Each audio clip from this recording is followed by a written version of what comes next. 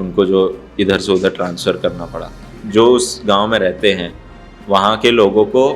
अब याद नहीं है उनको, क्योंकि उनकी उम्र हो चुकी है, बट उनको 4 नेशनल एंथम याद करने पड़े थे।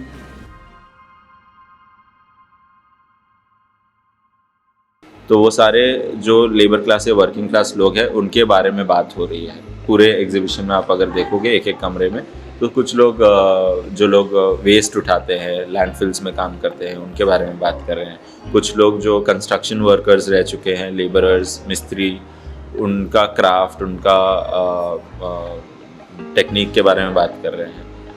उनके कल्चर और सोशल स्ट्रक्चर के बारे में बात कर रहे हैं। फिर कुछ लोग हैं जो राइस फार्मर्स रह चुके हैं, उनको लेके कुछ लोगों ने काम किया है।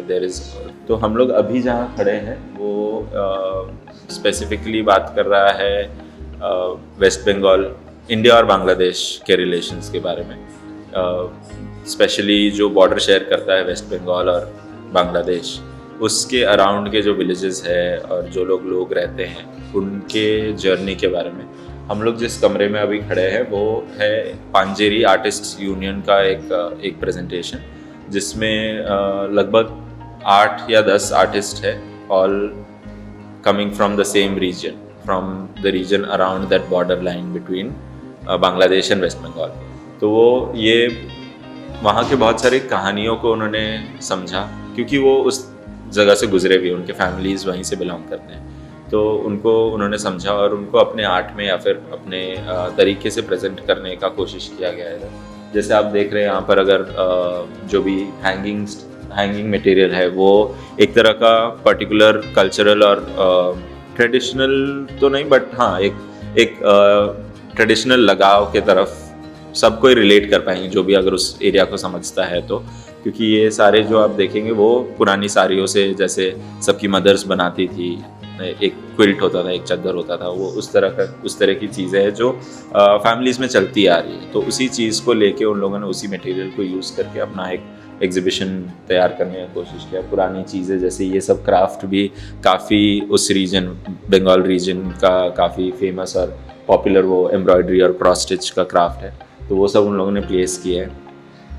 नज़दीक के रूम में आप देखेंगे कि एक माइग्रेशन के ऊपर, माइग्रेशन एक तरह का जो एक्टिविटी होता है कि एक जगह से दूसरे जगह जाने का, तो उसको लेके उन लोगों ने कॉन्सेप्चुअली काम किया है, जहाँ पर बहुत सारे छोटे छोटे आपको पैर देखने को मिलेंगे, जो सिग्निफाई करता है कि इतने सारे लोग चल के ट्रांसफ़र किए एक जगह से दूसरे जगह। बहुत लोगों की फैमिलीज छूटी, बहुत लोगों का दोस्त और जो ग्रुप्स थे वो डिवाइड हुआ। सिंबल्स एज इन कंसेप्चुअली वो ये बताना चाहते हैं, छोटे छोटे पैर रख के, कि इतने सारे लोगों ने माइग्रेट किया है। वहाँ पर एक ट्रंक आपको देखने को मिलेगा, जिस ट्रंक में बहुत सारे बुक्स रखे हुए हैं, जो उसमें वहाँ पर ऐसा भी लिखा हुआ है कि एक ट्रंक लेके चला था एक आदमी, उसके अंदर एक छोटा सा गमछा, दो जोड़े कपड़े, कुछ किताब, और ऐसे सब चीज़ें उन लोगों ने लिख के भी बताई हैं, जो कि उस कहानी को बताता है कि किस तरह से उस इमोशन को बाहर रखने की कोशिश की है, कि जो फैमिलीज रिलेट करती हैं कि उनको जो इधर से उधर ट्रांसफ़र करना पड़ा। एक वीडियो भी है जिसमें एक इंटरेस्टिंग चीज़ मैं आपको बताना चाहूँगा, वो था कि जो उस गांव में रहते हैं वहाँ के लोगों को आज के दिन में, मतलब अब याद नहीं है उनको, क्योंकि उनकी उम्र हो चुकी है, बट उनको 4 नेशनल एंथम याद करने पड़े थे। तो एक तो बांग्लादेश, एक जो जब ब्रिटिश पीरियड के टाइम का जो सब कॉन्टिनेंट था, इंडियन सब कॉन्टिनेंट, जब तब का जो भी वो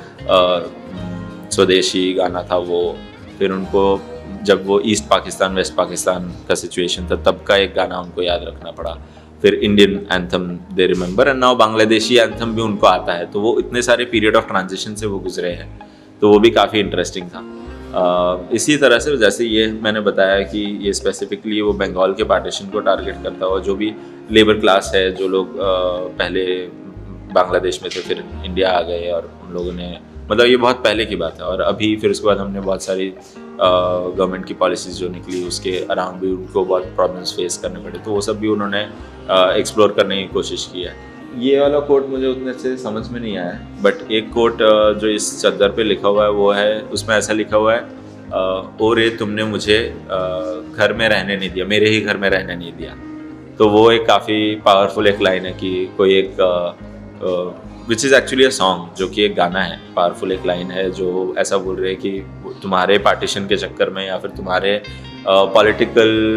चेंजेस के चक्कर में मैं खुद अपने घर पे नहीं रह पाए। ये जो टेबल है, तो सो दैट इज़, ये वाला जो टेबल है वो बात कर रहा है एक पर्टिकुलर, सो बंगाल में बहुत सारे मूवमेंट्स भी हुए, तो उनमें से एक मूवमेंट था जब जो लोअर कास्ट वाले लोग हैं वो ब्राह्मणिकल या फिर जो अपर कास्ट वाले लोगों का ऑपरेशन था उसके अगेंस्ट कुछ बात करें। तो उस दौरान एक आर्टिस्ट या फिर एक आर्टिस्ट थे जिनका लीनिएज, मतलब जिनकी पुश्तैनी जो पुश्ती है वो ब्राह्मण्स थे, बट क्योंकि उनके लीनिएज में किसी ने लोअर कास्ट में शादी कर ली तो उनको भी वो ब्राह्मण का दर्जा देने से मना कर दिया, बट वो खुद अभी ऐसा एक्सेप्ट नहीं करना चाहते। तो वो एक तरह से वो जो कास्ट रिलेटेड जो पॉलिटिक्स है उसके बारे में बात करती है वो।